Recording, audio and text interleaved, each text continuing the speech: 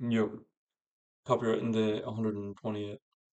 So what I did today was I spent like between 4 to 6 hours making a sales page. I didn't keep track of the time. And after I did that, I sent the sales page over to my client. And the reason I did that, which I've mentioned in previous videos, is that I only have 10% revenue share of the email sequences. And right now, like her sales page isn't the best. Like I'll show you like a month or whatever in the future, basically I'll show you the two sales pages because I took a picture of both of them. So like I'll do an like what do you call this, like a review or a case study on the two sales pages, and then I'll get your opinion on it in the future, because I made a sales page and it wasn't even fully done, but I told her that I was going to show her like what I have done today so far.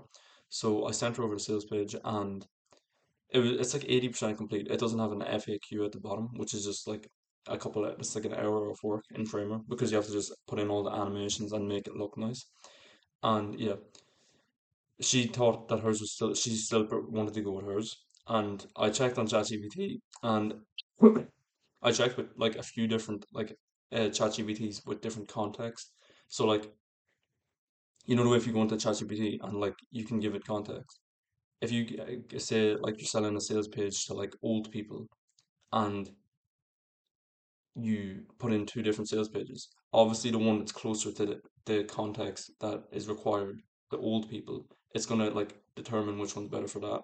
So I went into like a neutral chat and like just a brand new chat, pasted in the two sales pages, and in the first chat, it said that hers was better, and in the second chat that I had been like just that had been focused on the client's audience, like I pasted in loads of details about the client's audience.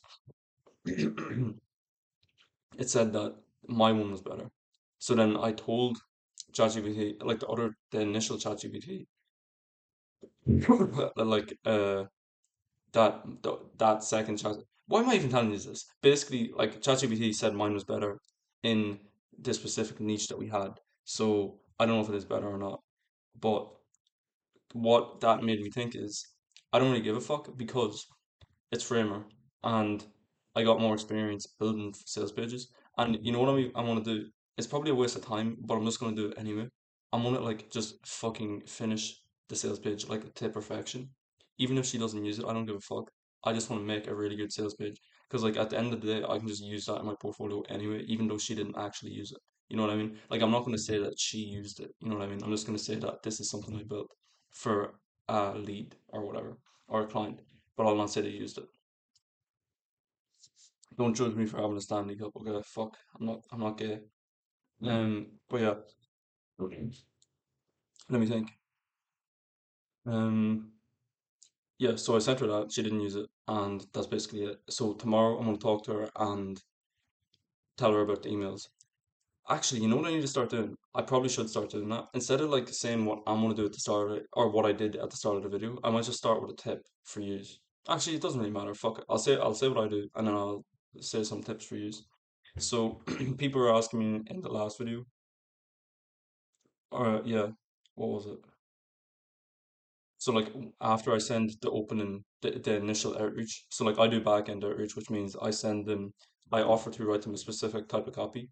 So I go onto YouTube, I find a YouTube creator, and I look for what they're missing. So like if it's a VSL, a sales page, YouTube scripts, Instagram DM, or not Instagram DMs, Instagram stories and stuff like that.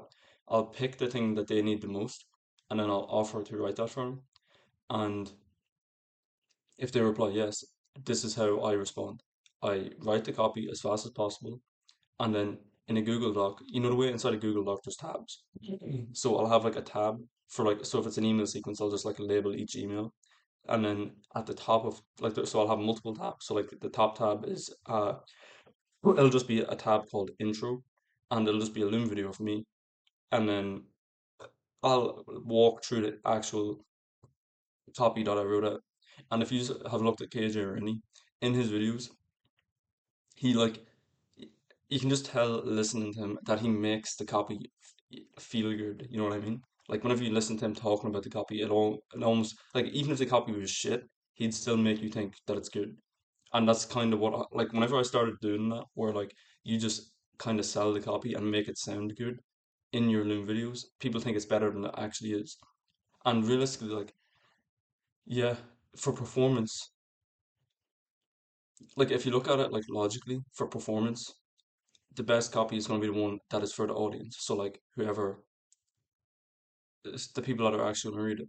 But if you're looking at it from like, it's kind of selfish to look at it this way, but it's beneficial for both of you because like I'll explain now. So like if you look at it as in the way of like the copy only has to be good for your client. That's the only person that has to think it's good because if they think it's good, they'll have confidence in it, and then that'll like just subtly have an impact on it anyway, and make them think it's going to perform better, and it probably will just because they think that, and then they have the chance to work with you in the first place. So like technically, yeah, if you're a good copywriter, it's a win-win no matter what. But like if you're actually trying to just get a client, I'd like what I do at the moment is I just focus on writing copy that makes them think I'm good at copy. And then after that, once they actually think I'm good, then I'll write copy for the actual audience, if that makes sense. But what else? Did someone ask me anything else? I can't remember. I think that's it. Let me see.